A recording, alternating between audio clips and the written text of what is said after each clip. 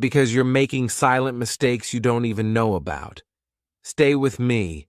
I'll show you how to fix every one of them.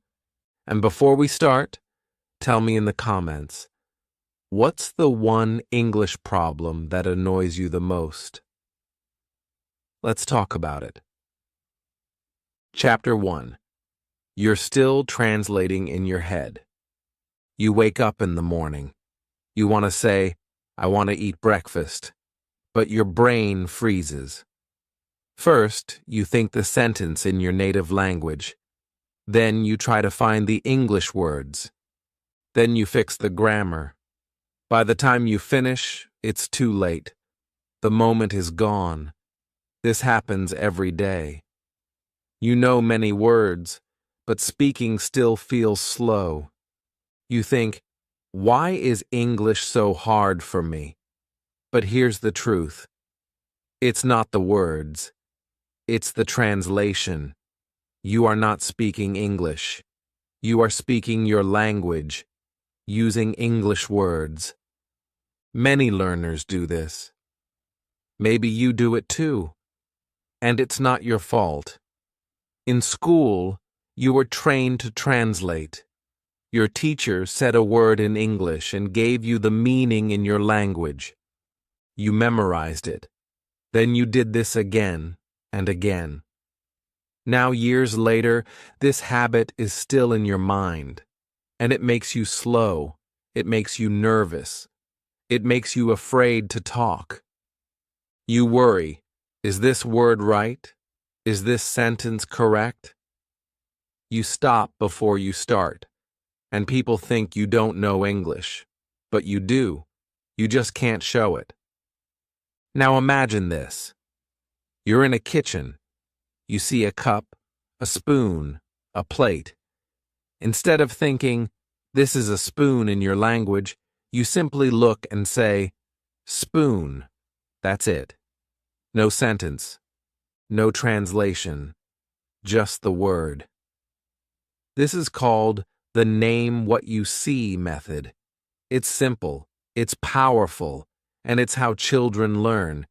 You can do it too. You walk into a room and you say, door, chair table, light. Do it softly. Do it silently. But do it in English. This daily trick rewires your brain. It teaches your mind to see the world in English. At first it feels strange, but in 1 week your brain starts changing. You don't stop to translate. You don't search for words. The words come to you because they are already there. You use them 20 times this week. Your mouth remembers. Your mind knows. That's how fluency begins. Not with big grammar books or hard vocabulary, but with simple words, spoken often. And there's another trick. When you're alone, talk to yourself. Yes, really. Don't wait for someone to practice with. Say what you're doing. Say it like this. I'm brushing my teeth. Now I'm washing my face. I open the window. I drink water. It sounds silly, but it's how you build real fluency. The more you say, the more you remember. The more you remember, the faster you speak.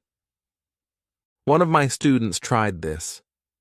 At first, she felt shy. She said, "This is weird." But I told her, try it for 7 days. That's all. On the first day, she spoke only 5 sentences. On the 3rd day, she spoke for 1 full minute. On the 7th day, she spoke without stopping for 5 minutes. She said, it felt natural, like I wasn't thinking, I was just speaking.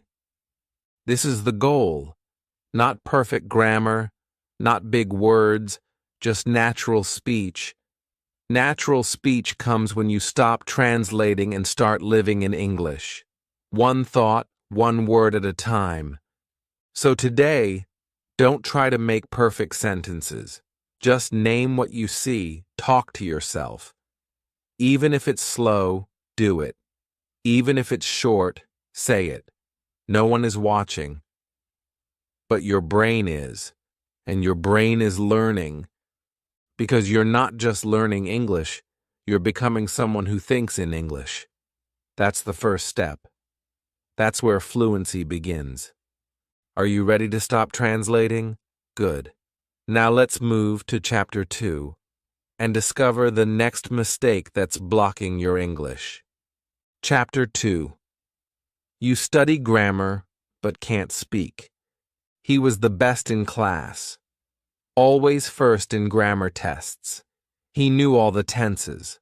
Present perfect, no problem. Past continuous, easy. His notebook was full of rules, charts, and examples. His teacher often said, "Well done." But one day, something strange happened. The teacher asked him a simple question. "How was your day?" He froze. He didn't answer. He looked confused. He looked nervous. He opened his mouth and said nothing. This happens to many learners. Maybe it has happened to you. You study grammar every day. You know the rules. You do the exercises. You get the answers right. But when it's time to speak, your mind goes blank. Why? Because knowing grammar is not the same as using it. Grammar is like a map.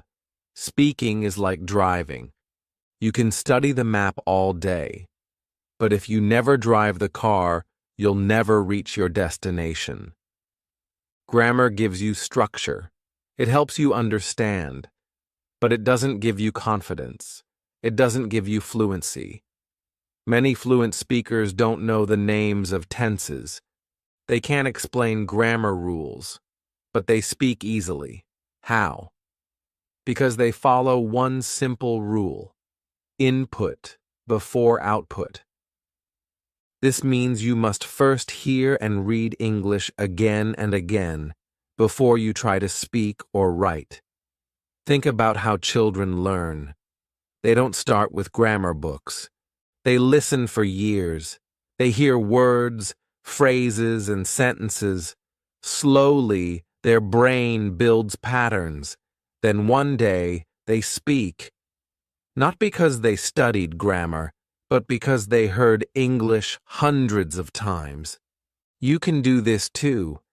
If you want to speak correctly, you must listen and read a lot.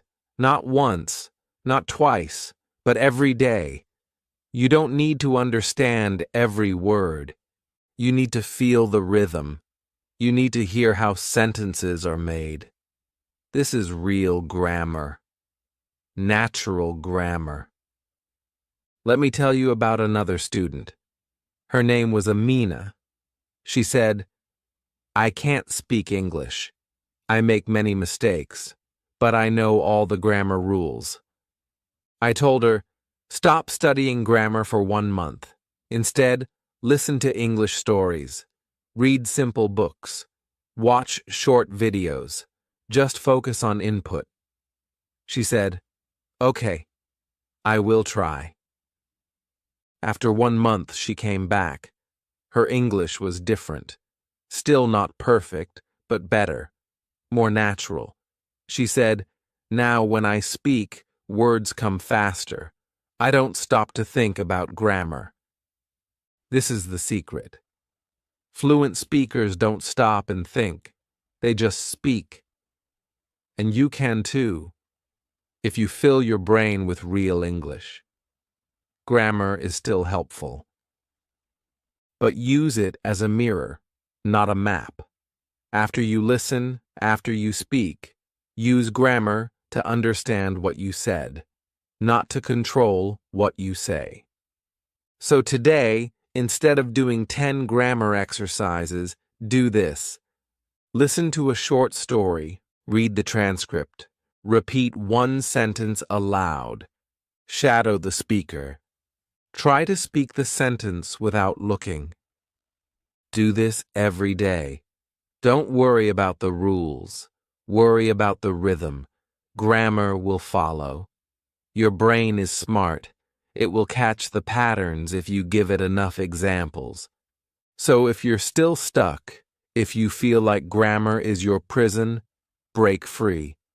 Close the rule book. Open your ears. Open your eyes. Let the language come in.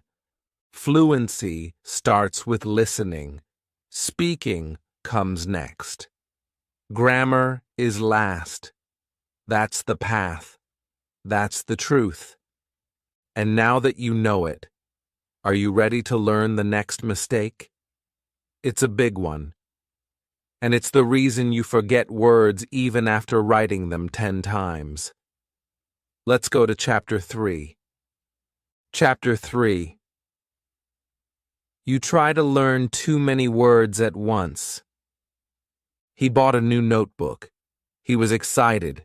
He wanted to speak English fast, so he made a plan. He would learn 50 new English words every day. He opened the first page and started writing: admire, appear, believe, confuse, decide, explain. The list grew and grew. Day 1, 50 words. Day 2, 50 more. But on day 3, he looked back and forgot almost everything. This is a mistake many learners make. They try to learn too many words at the same time. They believe more is better. They think, if I learn 1,000 words this month, I will speak like a native. But it doesn't happen. They forget. They feel bad. They stop. And they blame themselves. But the problem is not you. The problem is the method. Your brain doesn't learn by looking once. It learns by seeing, hearing, and using the word again and again over time. Imagine this. You hear the word coffee every day. You see it in menus. You hear it in films. You say it when you order. Now you know it forever. But if you write a word like metaphor once in a notebook and never use it, your brain will delete it. The brain is smart. It keeps what you use. It forgets what you don't. That's why learning 50 new words every day doesn't work. It's too much, too fast, and too dry. The better way? Learn 10 words a day, but learn them deeply. How? Use the daily story method. Here's how it works. Choose 10 words. Now write one small story using all 10. Keep the story simple. Even 3 or 4 lines is fine. Then, read it aloud. Imagine it. Feel it. The more senses you use, the stronger the memory. Here's an example. You want to learn: smile, cold, door, happy, run, coffee, forget, shoes, wait, noise. So you write: I smile as I open the cold door. I see her waiting. She is happy. I run to her. I forgot my shoes. She laughs. We drink coffee. There's a noise outside, but we don't care. Now these words are not just in your notebook. They are part of a moment, a picture, a memory. You can feel the cold door. You can see the smile. This is how your brain remembers. And don't stop there. Say the story out loud. Record it. Listen to it tomorrow. Add a new sentence. Play with it. Turn it into a mini movie in your mind. You don't need 1,000 words to speak English. You need 500 words you know very well. Another trick? Recycle old words. Don't throw away yesterday's list. Use them again in today's story. Review old vocabulary like an old friend. Say, hey, I remember you. Use it once more. That's how words move from short memory to forever memory. Let me tell you about Kareem. He said, I can't remember English words. I learn them, but they disappear. I asked him, how many words do you learn in a day? He said, maybe 30. I told him, from today, learn only 10, but use them. Write a small story. Speak it aloud. After 2 weeks, he smiled and said, now I remember my words. They are alive. So don't chase long lists.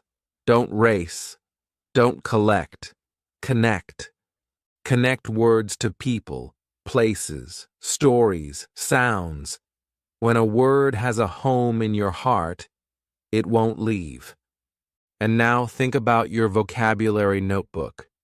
Is it full of words you don't use? Then it's time to clean it. Start fresh. One small story a day, one real connection. That's the way forward. Because English is not just about remembering, it's about living the words. And when you live them, they stay. Ready for Chapter 4? Let's talk about a mistake that hides behind silence, the fear of being wrong. It's time to break it. Chapter 4. You're afraid of making mistakes. She sat in class every day, quiet, careful. Her teacher asked, "Who wants to answer?" She knew the answer, but she didn't raise her hand. She looked down. Her heart beat fast. She thought, what if I say it wrong? What if they laugh at me? So she stayed silent, and the teacher moved on. This is a silent mistake many English learners make. Not because they don't know the words, not because they are not smart, but because they are afraid of being wrong, afraid of judgment, afraid of looking foolish, so they wait, they stay quiet, and they lose the chance to practice. But here's something important. Every fluent speaker makes mistakes. Even native speakers, even teachers. Mistakes are not a problem. Mistakes are part of the process. If you're not making mistakes, you're not learning. Think about how babies learn to walk. They fall again and again. They don't cry and say, I'm not good at walking. I give up. They fall, they stand, they try again, and soon they walk. It's the same with speaking English. Mistakes are like steps. Each one brings you closer to fluency. Let me tell you about Ahmed. He was afraid to speak English in front of others. He thought people would laugh. I told him, speak 5 minutes every day. Alone. Make 20 mistakes. No problem. At first, he felt strange. Then he laughed. Then he enjoyed it. Soon he spoke to his classmates. Then to a tourist. Then in a job interview. He said, I stopped trying to be perfect, and I started speaking. That is the shift. Don't chase perfection. Chase progress. Every time you say something wrong, you learn something right. You grow. You move forward. But if you stay silent, nothing happens. Sometimes the fear comes from school. Maybe someone laughed at your English. Maybe a teacher corrected you in a bad way. I understand. That hurts. But don't let that old voice control your future. Today, you speak for yourself. You learn for yourself. No one is judging you here. Here's a trick. When you make a mistake, say this out loud. Great. I learned something new. Smile. Laugh at it. Make it your friend. Turn fear into freedom. You can also try mistake practice. Every day, speak for 2 minutes. Say anything. Don't stop to correct. Don't stop to think. Just speak. Later, listen to it. Find one mistake, only one. Learn from it. Do it again tomorrow. Make mistakes your lesson, not your enemy. Another method is the mistake jar. Every time you make a mistake, put a coin or paper in a jar, not as a punishment, as a celebration. When the jar is full, buy yourself a gift. Why? Because it means you practiced. You tried. You didn't hide. Fluent speakers are not mistake-free. They are fearless. They know mistakes are signs of learning, and you can be the same. The world doesn't need your perfect English. It needs your real voice. So today, speak. Even if your grammar is wrong. Even if your pronunciation is strange. Speak. Because every word you say is one step closer to fluency. And silence takes you nowhere.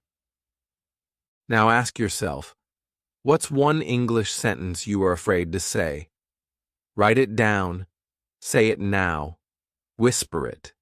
Say it again. And get ready. Because in Chapter 5, we'll talk about something that looks like learning, but actually slows your speaking. It's a habit most learners don't notice. But once you do, your speaking will grow faster than ever. Let's go. Chapter 5. You only listen without repeating. He watched English videos every day. He listened to podcasts. He watched movies. He thought, this will help me speak better. But months passed, and nothing changed. He could understand more. But when he tried to speak, he still froze. He said, "Why is this so hard? I listen to English for hours." And the answer is simple, because listening alone is not enough. This is a mistake many learners make. They think passive listening, just watching or hearing English, will automatically make them fluent. But passive listening is like watching someone lift weights and thinking your muscles will grow. It doesn't work that way. You must use your voice. You must move your mouth. You must train your speaking muscle again and again. Think about it. You listen, and your ears understand. That's one part. But fluency happens when your mouth and your brain work together. You must speak the sounds. You must feel them. You must train your lips, your tongue, your breath. That's how words come naturally. Let me tell you about the shadowing method. It's simple and powerful. You listen to a sentence in English from a video, a podcast, or a story, and you repeat it immediately. You don't wait. You speak with the speaker. You copy the voice, the tone, the rhythm, like a shadow. At first, it feels fast. It feels messy. You miss words, but that's okay. The goal is not to be perfect. The goal is to move your mouth with English. That's how fluency begins. You can shadow with subtitles. You can shadow one sentence 10 times. You can shadow just one paragraph a day. But the key is, don't stay silent. Speak with the video. Be its echo. One of my students, Maria, was very shy. She said, "I don't like my voice. I feel stupid when I speak alone." I told her, shadow in a whisper, or speak in your head, but move your mouth, feel the shape of English. She tried it for a week. Every day, 5 minutes, just one video. She whispered the lines. By day 7, she said, "Now I can say the sentences easily, even out loud." This is the spike moment. When you stop being afraid of your voice, when you start using it, that's when fluency grows. You can start with your favorite video. Choose one with a clear speaker. One sentence at a time. Listen. Pause. Repeat. Again and again. Then try it without pausing. Speak with the speaker. Let your voice blend with theirs. Let your brain and mouth work as one. Another trick? Record yourself. Shadow one sentence. Then play it. Then speak again. Compare. You will hear your mistakes, but you will also hear your progress. Day by day, your voice becomes stronger. Your rhythm becomes smoother. You become more confident. Fluency is not just about listening. It's about saying what you hear, feeling the sounds, owning the language. And here's a secret. You don't need a partner to speak English. You are your own best partner. Your phone can be your practice tool. Your videos can be your teacher. And your voice is your power. So today, when you listen, don't stay silent. Don't be a watcher. Be a speaker. Be a shadow. Because when you repeat what you hear, you don't just understand English. You start to speak it. And once you speak, the world opens. Now let's go to Chapter 6. You'll learn why many learners feel afraid when they meet native speakers, and how to face that fear with one simple trick. Let's go. Chapter 6. You avoid native speakers. He was walking through the market when he heard someone speak English. A tourist, a native speaker. His heart jumped. His hands felt cold.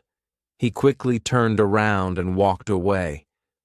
Not because he didn't know English, but because he was scared. Scared he wouldn't understand. Scared he would make a mistake. Scared he would freeze. So, he avoided the chance. Again. This is more common than you think. Many English learners are afraid of real conversations with native speakers, not because they don't want to talk, but because their mind says, "You're not ready." Their heart says, "What if you don't understand?" And their confidence disappears. They smile, they nod, but they don't speak. Let me tell you something important. Native speakers don't expect perfect English. They don't care if your grammar is wrong. They don't care if you pause or search for a word. Most of them admire you for trying, because they know English is not easy. But I understand your fear. I've seen it many times. The fear of not understanding fast English. The fear of not finding the right word, the fear of silence. It feels big, it feels real. But you can beat it, not by avoiding it, but by starting small. Don't think of conversations as big, long talks. Start with one line. That's the one-line challenge. You don't need to have a full conversation. Just say one sentence. One question, one answer. It can be as simple as, "Hello, how are you? Where are you from? I like your shoes. Have a nice day." Say it and walk away. That's it. No pressure, no follow-up, just one line, every day, to one person, a shopkeeper, a tourist, a classmate, a stranger online. The first time feels hard, but the second time feels better. By day 10, your brain says, "This is okay. and your heart believes it. Another trick is the 3-second eye contact method. When you see someone who speaks English, look at them for 3 seconds, smile, then look away. Do it again the next day. Why? Because confidence grows step by step. First eye contact, then a smile, then a word, then a sentence. That's how you build comfort. You can also practice with AI or language exchange apps. Talk to someone online. Use text if voice feels scary. Then slowly use voice. Then video. It's like climbing a ladder. One step at a time, and every step is progress. Let me tell you about Lila. She never spoke to native speakers. She said, "I feel small around them." I gave her the one-line challenge. The first week she only smiled and said hi. The second week she added, "How are you?" The third week she had a full 2-minute talk with a tourist at a museum. She said, "I was still nervous, but I did it." That is success, not perfection, courage, not fast answers, simple effort. When you stop running away from native speakers, you stop running away from fluency. Here's something to remember. Fluent English is not just about knowing the language. It's about using it in real time with real people. That's where the magic happens. So today, if you see someone speaking English, don't hide. Don't run. Smile. Say one thing, just one. You don't need to be ready. You just need to begin. Because every time you speak, even one word, you get stronger, and your fear gets smaller. Now, in Chapter 7, we'll talk about a mistake that sounds small, but can stop your growth completely. It's about time. How often do you practice English? Once a week? Twice? What if I told you that's not enough, even if it feels like a lot? Let's talk about the power of small daily practice. Let's go. Chapter 7. You don't practice daily. He opened his book on Sunday. He studied for 2 hours. He felt proud. He said, "I'm working hard." Then the week passed. He was busy. He had work, family, life. Next Sunday, he studied again. Another 2 hours. But something felt wrong. He still couldn't speak easily. He still forgot words. He still didn't feel fluent. He said, "Why? I'm studying. I'm serious. So why am I not improving?" This is a silent mistake many learners make. They think studying once or twice a week is enough. They think one long session is better than many small ones. But it's not. Your brain learns like a plant.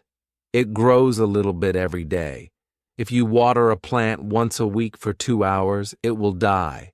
But if you water it 10 minutes a day, it grows strong. Language learning is the same. 10 minutes a day beats 2 hours on Sunday. Every time. Why? Because your brain needs repetition. Your memory needs review. Your mouth needs movement. And your confidence needs daily care. When you practice every day, even for a short time, your English becomes part of your life. Not a chore, not homework, just something you do. Let me tell you about the 10-minute fluency routine. It's simple, it's powerful, and it works. 2 minutes, listen to one short story or dialogue. 2 minutes, read the same story aloud. 2 minutes, shadow the speaker. Repeat after them. 2 minutes, speak freely about your day. Talk to yourself. 2 minutes, write 5 new words, make 1 sentence with each. That's it. 10 minutes. No stress, no grammar books, just action. Real English, real practice.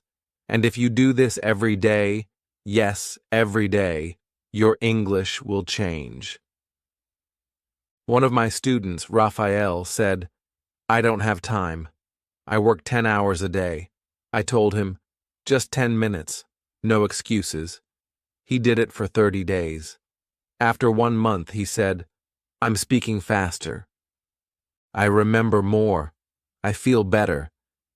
That's the power of daily practice. And here's the truth. It's not about time. It's about consistency. Some people say, "I'll start when I'm free." But free time never comes. Life keeps going.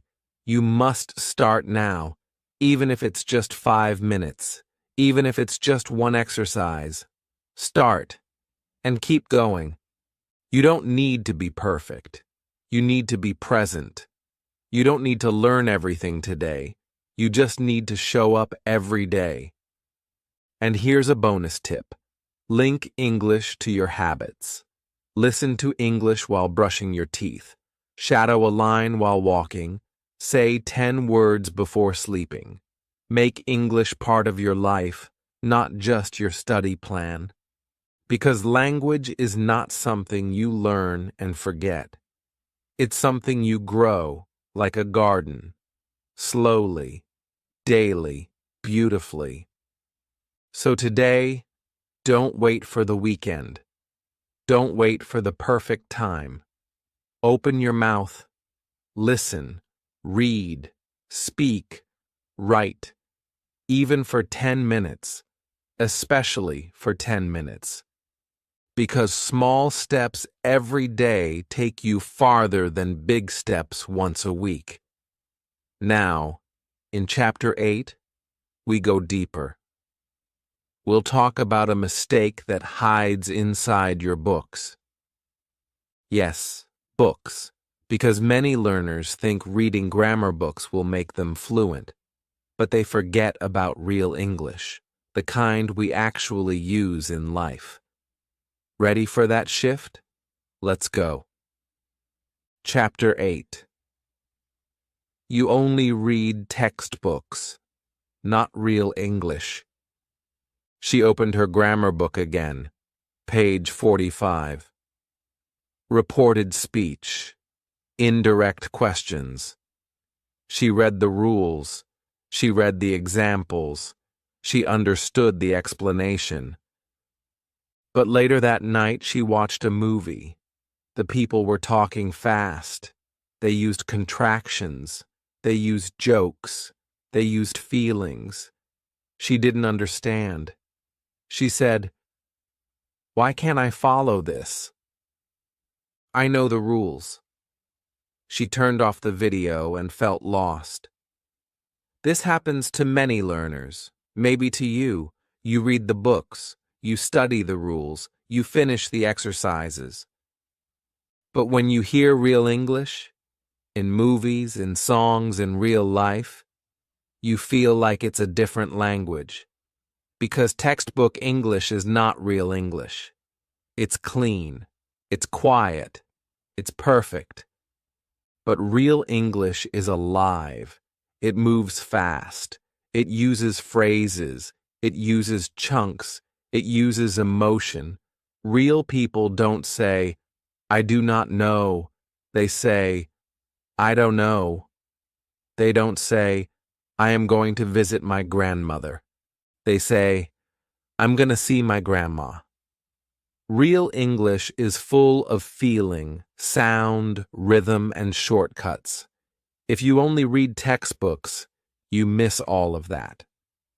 Let me tell you what changed one student's English forever. His name was Bilal.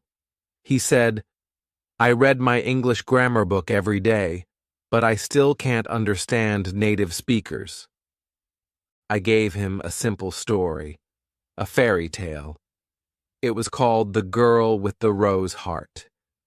The language was simple, the sentences were short, but the story had feelings, love, mystery, sadness. He read it slowly. He imagined the scenes. He read it aloud. And something strange happened. The next time he watched an English video, he understood more. He said, "I don't know how, but I feel like I know what they're saying now." That's the power of real English. Stories give you more than vocabulary. They give you the way real people speak. They teach you how words live together, not alone. In grammar books, you learn one word at a time. In real English, you learn in phrases. Take your time. Let me know. What's up? You made my day. These are chunks. Your brain loves chunks. It remembers them better. It uses them faster. Because this is how we speak in real life, in small pieces, not long rules. Another truth, when you read a real story, you also feel something. And when you feel something, you remember it. That's how your brain works. It doesn't remember rules. It remembers emotion. It remembers love, surprise, fear, laughter. That's why reading a simple fairy tale can give you more English than reading 10 pages of grammar. So today, ask yourself, what kind of English are you reading? Are you only reading examples in a book? Or are you reading the kind of English people actually use? You don't need to stop grammar completely, but don't make it your only food. Mix it. Add stories.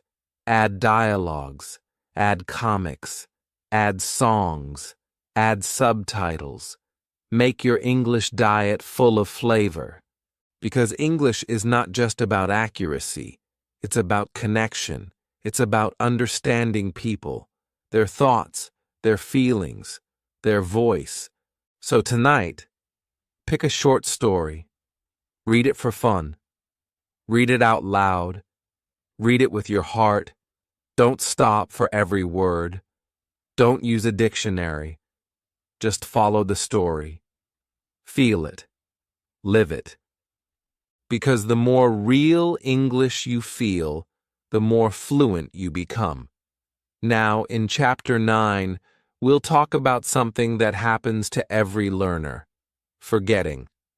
You learn new words, then forget them next week. Why? And how do we stop that? The next chapter gives you the answer.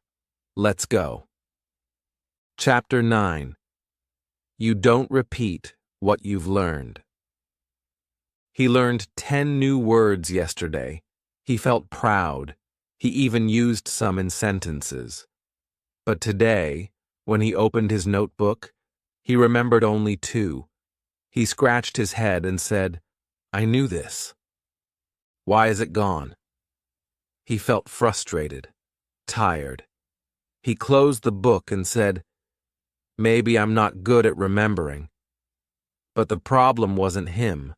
The problem was the missing piece: repetition.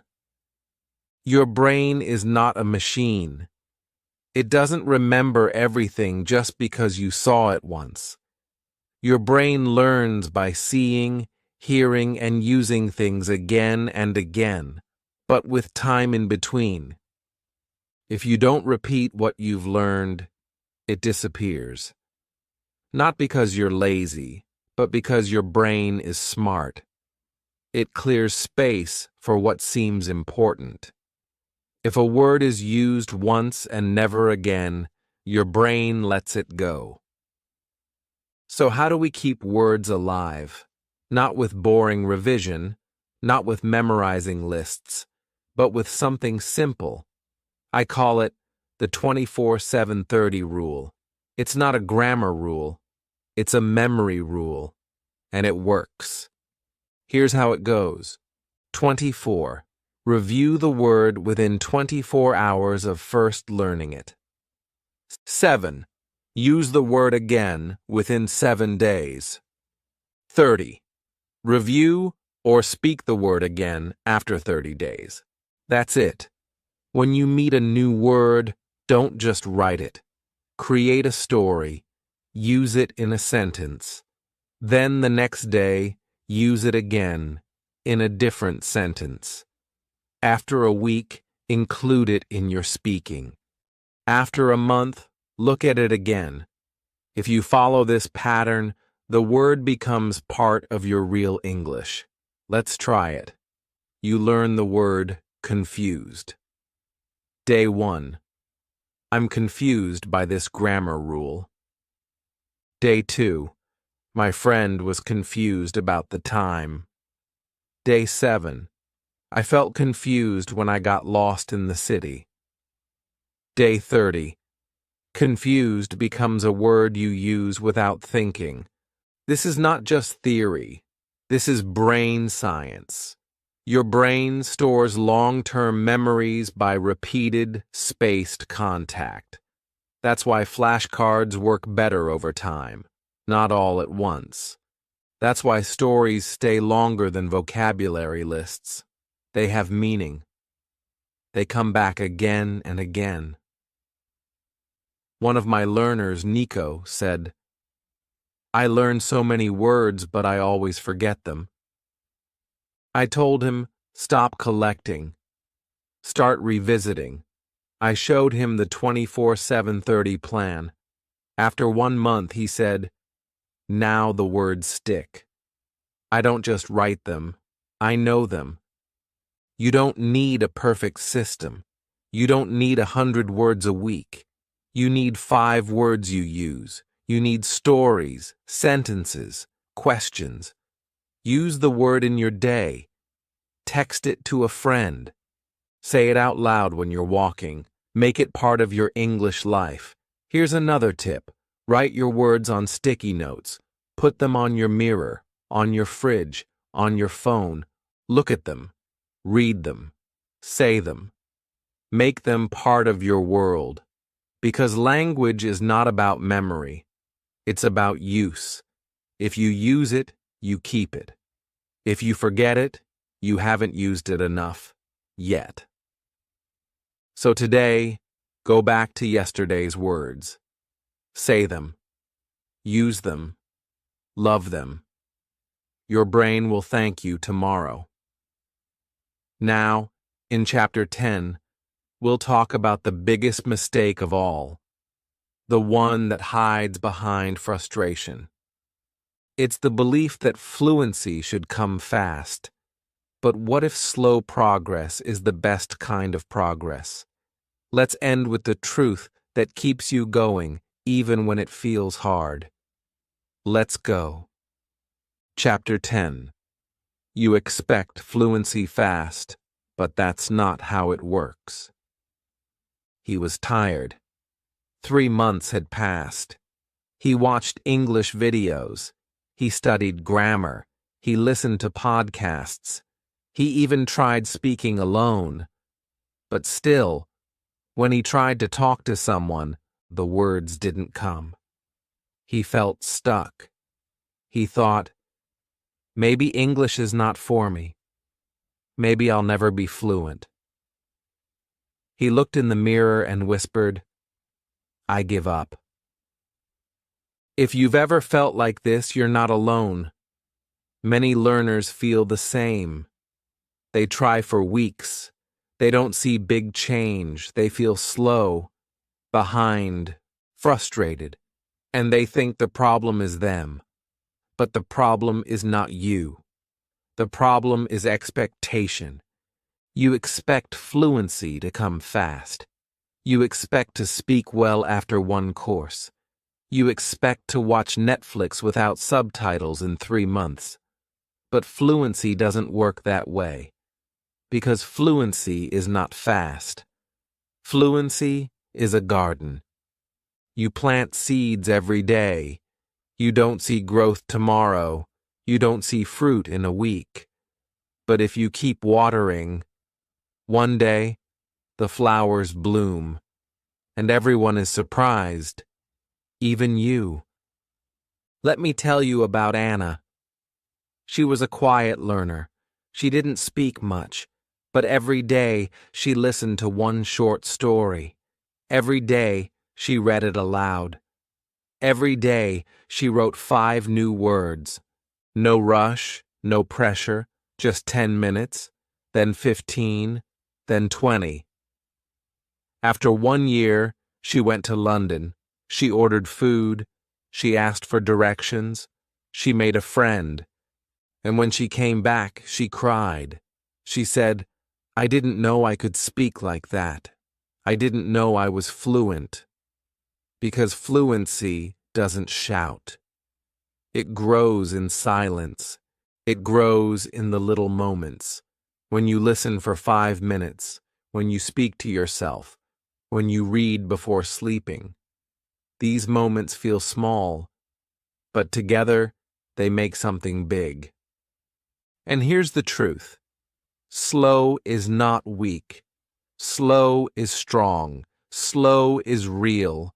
Slow is honest. Fast language learning is a lie that hurts your heart. It makes you feel like you're failing when you're actually growing. So don't ask, "Why am I not fluent yet?" Ask, "What did I do today?" Did you read? Good. Did you listen? Great. Did you try to speak? Wonderful. That's progress. That's winning. Remember, no one becomes fluent overnight, not even native speakers. They learn for years. They make mistakes. They forget words. You are not late. You are learning, and that's enough. Today, look back. Remember your first English word, your first sentence. Look how far you've come. That's your proof. That's your power. And tomorrow, you'll go even farther. So keep going, even when it's slow, even when it's hard, because small steps every day build the road to fluency. And if you ever feel like giving up, remember Anna.